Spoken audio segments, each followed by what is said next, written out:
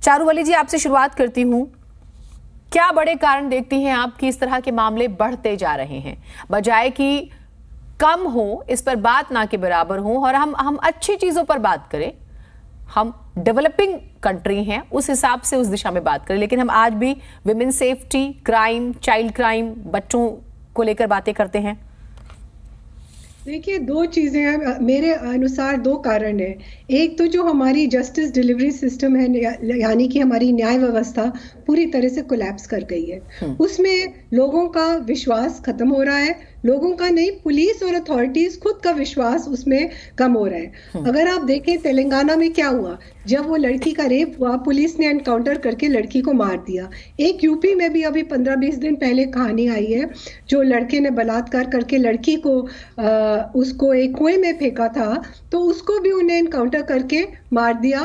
तो पुलिस अपने आप और जो सरकार अपने आप खुद अपनी न्याय प्रणाली में विश्वास नहीं रख रही है, तो आप कैसे उम्मीद कर सकते हैं कि आम आदमी विश्वास रखेगा? क्योंकि जो भी अपराधी होते हैं, जब निचली अदालत, ट्रायल कोर्ट और हाई कोर्ट उनको कन्विक्ट करते हैं, क्या होता है, ऊंचे जाके चाहे हाई कोर्ट में या सुप्रीम कोर्ट में वो बरी हो जाते हैं। आपने छावला गैंगरेप केस में देखा होगा। उससे सब इतने हताश हैं, इतना गलत संदेश गया समाज में। और अगर आप देखेंगे उस अक्विटल के बाद कितने हादसे बढ़ते जा रहे हैं, क्योंकि अब अपराधियों को लगता है कि हम किसी न किसी तरह से निकल जाएंगे और हम पे कोई बंदिश नहीं है। दूसरा कारण ये है जो मानसिकता है, अभी तक हमारी एक बड़ी फ्रस्ट्रेटेड मानसिकता है। एक तरफ तो हम कहते हैं सेक्स इज अ टाबू, दूसरी तरफ अगर आप आंकड़े निकालें, गूगल सबसे ज्यादा पोर्नोग्राफिक साइट्स कहाँ से लोग देखते हैं, भारत से। तो बच्चों को किस तरह से अपने हम युवकों को तैयार कर रहे हैं, किस तरह से वो अपनी सेक्सुअलिटी पर नियंत्रण रखें, वो कोई नहीं सिखा रहा है। और एक बिल्कुल जिसे कह रहे हैं बहुत ही भयानक स्थिति हो रही है। और ये तो कुछ आंकड़े, आप आंकड़ों की बात कर रहे हैं, आंकड़े तो पूरी तस्वीर को खींचते भी नहीं है, क्योंकि ज्यादा बहुत सारी महिलाएं रिपोर्ट भी नहीं करती हैं।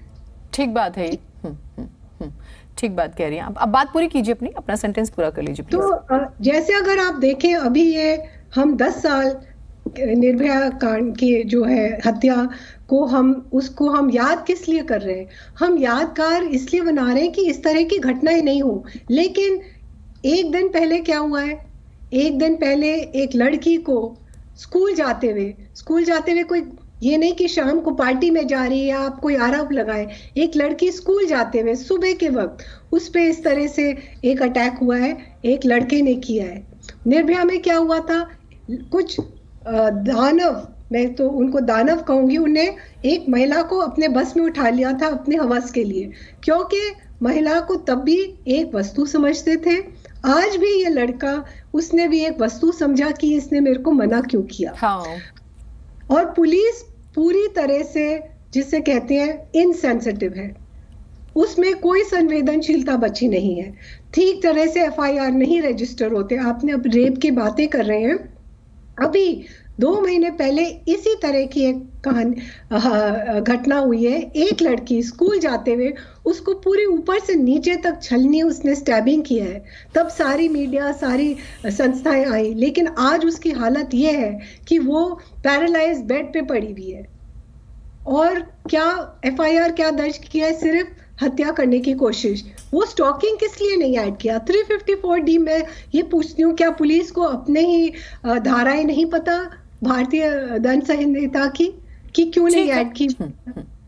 ठीक है। और कोई बात रह गई है तो प्लीज बोल लीजिए, फिर मैं आज बाकी मेहमानों को भी एक और मैं तो ये बोल रही हूँ, जिनकी दिल्ली में जो हमारी कैपिटल है और जिसको हम रेप कैपिटल जिसके नाम से विश्व में उस प्रसिद्ध हो रही है, बदनाम हो रही है, यानी कि वो लड़की भी, उसको भी इतनी बुरी तरह से उसको मारा कि वो जीनों पे ब्लीडिंग पड़ी मिली जीटीबी हॉस्पिटल में।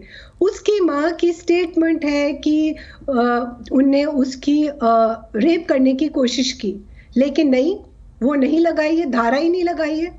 मैं पुलिसिंग पर बात करूंगी राव साहब से, पुलिसिंग पर भी बात होगी, और दोनों ही पहलुओं पर रिफॉर्म कितना इंपॉर्टेंट है, टेक्निकली कितनी साउंड हो गई है पुलिस, जो वैकेंसीज हैं, क्योंकि दोनों ही पहलू हैं, वो भी कितने प्रेशर में काम कर रही है, और क्या सच में वो संवेदनशीलता अब कम हो गई है।